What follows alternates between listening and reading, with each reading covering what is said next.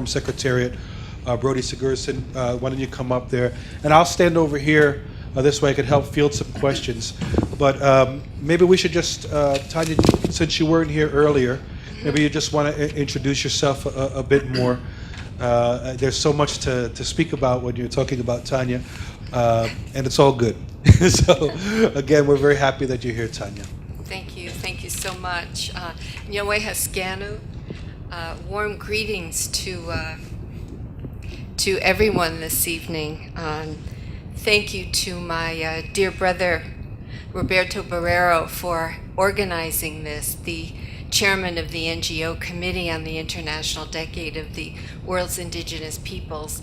The decade has done some amazing things these past 10 plus years, going into the second decade of the world's indigenous peoples.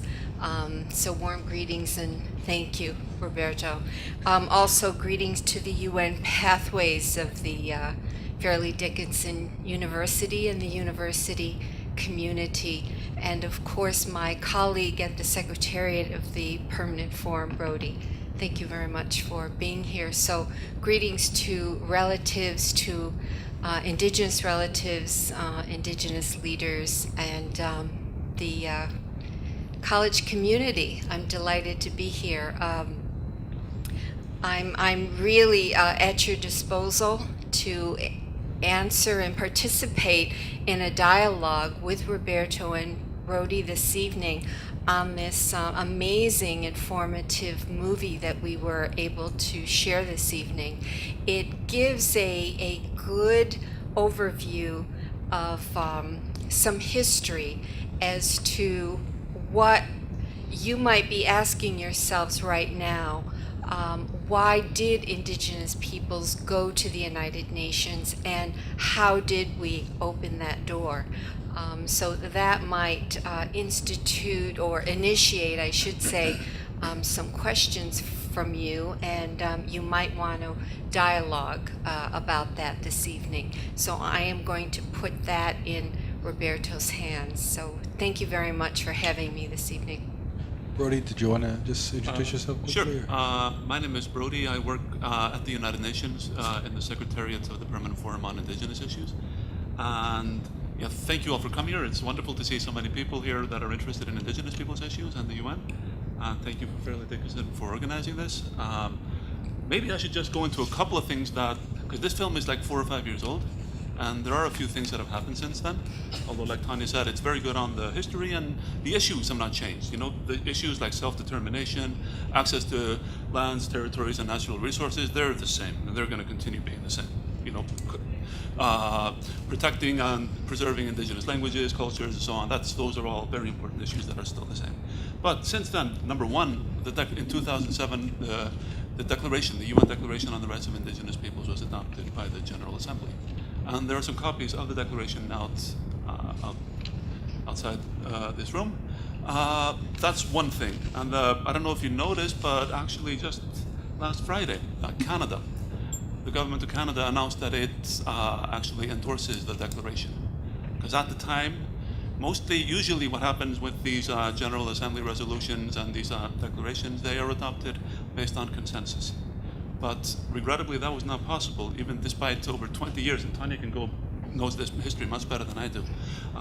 After 20 years of negotiations between Indigenous peoples' representatives and the governments, there was no consensus, so we went to a vote to the GA, and 4 countries voted no: Canada, US, Australia, and New Zealand. And since then, Australia, New Zealand, and now Canada have changed their position, and they actually support the declaration now. So of those 4, there's only 1 left that said no at the time. That is yet 2. But the good news is that they, at the last year's session at the forum in New York at the UN, the U.S. Susan Rice, the U.S. ambassador to the UN, she announced that the U.S. government is revising its position. So we're looking forward to a statement from the U.S. soon.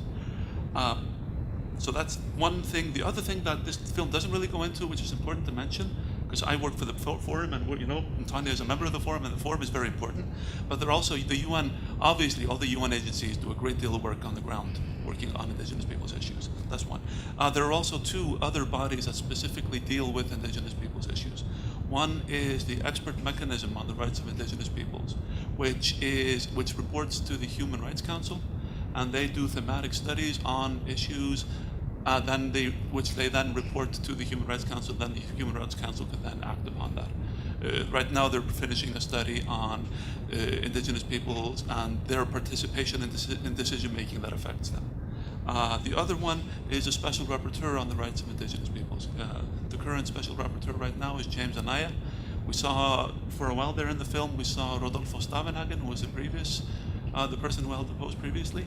And the special rapporteur is an important institution really at the UN, because he does country visits. So he will visit a country, meet with the various indigenous peoples organizations, as well as government, other NGOs, and civil society in general, and then reports on that and makes recommendations to the country, and then the country acts on those recommendations, and they're going to have an ongoing dialogue. So it's not just that he does a report and then it goes out there. No, and then he has an ongoing dialogue with the government on how they are implementing the recommendations he has made. He also follows up allegations of human rights violations. Usually you don't read about this in the media because it happens, it's diplomacy. It happens, at that kind of level. But very important work. So I think it's important to mention them even though they're not here right now. Other than that, I don't want to speak for too long. I could talk about the work of the forum and what we do for hours, but I'd rather maybe hear what you're interested in, and I'd be happy to answer questions. But obviously there are many fascinating issues to talk about. Thank you for being here. Any takers? Let's see. Oh, go ahead. Okay, in the back. Sure. Somebody said, we have all these documents, but they're good for lighting fires. Have you had any concrete, examples of, progress on the ground, stopping, corporations from the fourth stage taking land, and, something that people on the ground could actually see? What I'd like to do is give you a most recent example. Our colleague, Pavel, made that comment, and he's an indigenous person from the Russian Federation. And it's like Pavel to make that kind of statement, sort of tongue-in-cheek, but it's true. The Permanent Forum consists of independent experts, and we do issue quite a few reports on specific issues, whether it has to do with climate change or corporations on indigenous lands, extractive industries. If you go to our website, you can have access to any of those expert reports, and I highly encourage you to do that because it helps with your writing, your studies, your scholarship. One thing that happened within the last couple of years was an issue was brought forward to the Permanent Forum that there was slave-like conditions that was going on in the Chaco region, which is the border of Bolivia and Paraguay, the area that's shared by them.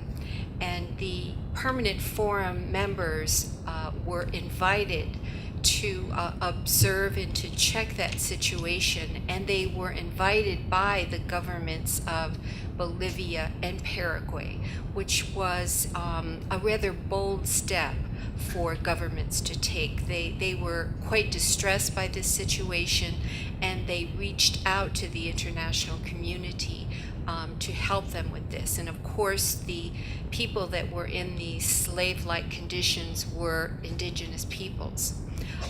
The Permanent Forum members, there were about three that went to the region and submitted a report. And at last year's Permanent Forum formal plenary session in April, the governments of Bolivia and Paraguay sat during the plenary session and allowed themselves to be questioned